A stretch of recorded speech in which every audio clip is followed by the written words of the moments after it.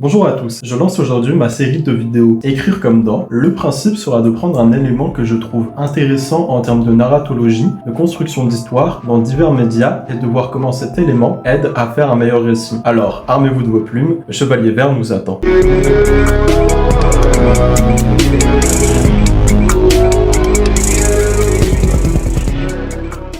Dans le film de 2021, The Green Knight, Gawain, neveu du roi Arthur, fait face au chevalier vert le jour de Noël. Ce dernier lui lance un défi. Il lui cède son arme, une énorme hache, mais en échange, Gawain doit lui porter un coup qui doit lui être rendu par le chevalier un an plus tard. Gawain, se croyant malin, lui tranche la tête, se disant qu'ainsi, le chevalier vert ne pourrait pas lui rendre son coup. C'est là que le chevalier ramasse sa tête, se la remet et dit à Gawain qu'il le reverra dans un an. Gawain va pourtant refuser la mort face au chevalier vert, fuyant le coup. Il est l'antithèse parfaite de l'image du chevalier, il est donc un formidable exemple d'anti-héros.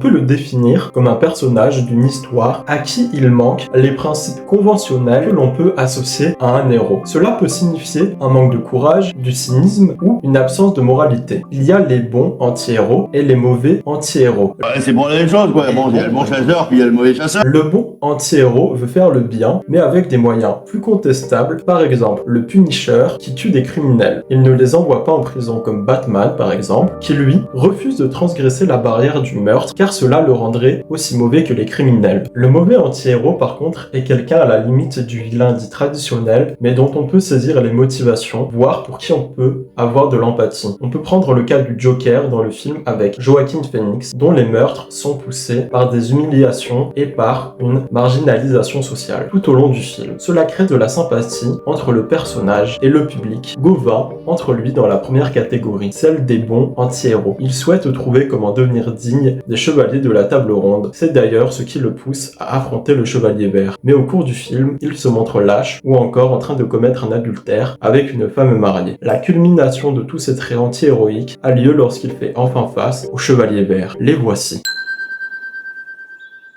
Le chevalier vert, qui doit toujours couper la tête de Gawain, s'apprête à porter son coup lorsque Gawain, au lieu d'y faire face tel un héros traditionnel, s'enfuit. Il entame son voyage à la maison, comme le chapitrage l'annonce. Son second acte de fuite, après la fuite physique, est une fuite psychologique. Gawain devient mutique, ses mots fuient aussi, comme s'il ne voulait ou ne pouvait pas vocaliser son échec face au chevalier vert.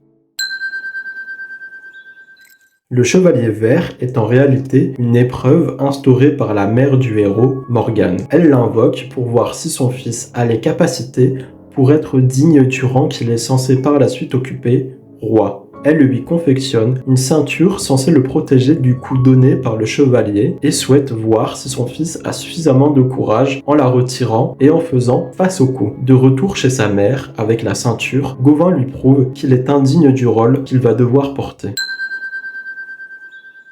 Gawain reçoit le titre de roi de la main d'Arthur ainsi qu'Excalibur qu'il prend difficilement. D'ailleurs, au début du film, quand il fait face à la table ronde, on voit bien le décalage entre lui et les chevaliers. Ils racontent tous des récits d'aventure et lui n'a rien à raconter au roi. Il ne se sent alors pas digne de s'asseoir à côté de lui. Il n'arrive par la suite pas à être digne de son rôle d'époux. Il ne se marie pas avec la mère de son fils car c'est une prostituée, malgré le fait que celle-ci l'aimait sincèrement, préférant un mariage politique et il ne sera pas non plus digne de son fils, ne pouvant le protéger, entraînant sa mort au combat. D'ailleurs, Gawain envoie Merlin payer leur fils à la prostituée, accentuant encore son aspect indigne.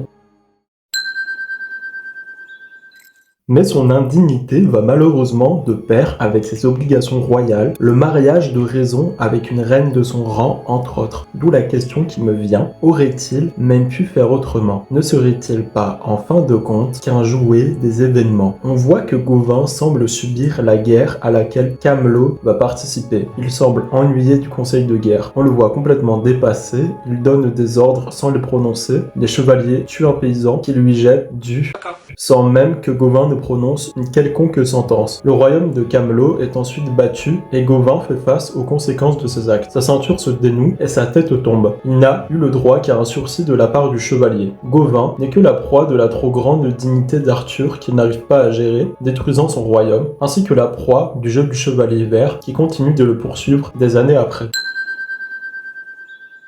Mais tout ceci n'était qu'une prémonition de ce qui attendait Gauvin s'il ne faisait pas preuve d'héroïsme face au Chevalier Vert. Gauvin le comprend, accepte son sort, enlève la ceinture censée le protéger et fait face au coup du Chevalier Vert. Gauvin est donc un très bon exemple d'arc de personnage pour un anti-héros. Un arc de personnage, dans le contexte narratif, se réfère à la transformation ou au développement qu'un personnage subit tout au long d'une histoire. Cela implique généralement un changement significatif dans les attitudes, les croyances ou le comportement du personnage, souvent en réponse aux défis ou aux événements de l'intrigue. Un arc de personnage bien élaboré ajoute de la profondeur et de la dimension aux personnages, les rendant plus mémorables et contribuant à la richesse de l'histoire. Gauvin, grâce à cette évolution, passe de l'anti-héros au héros. Voilà, vous avez quelques points de détail si vous souhaitez écrire un anti-héros en suivant l'exemple de Gauvin dans The Green Knight, qui je trouve est un très bon personnage d'anti-héros. Bien évidemment, le point 5 n'est utile que si vous souhaitez transformer votre anti-héros en héros. À vos plumes maintenant et à très bientôt.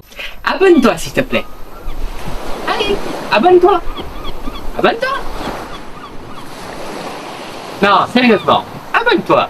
Sinon, c'est ton chien que je bute.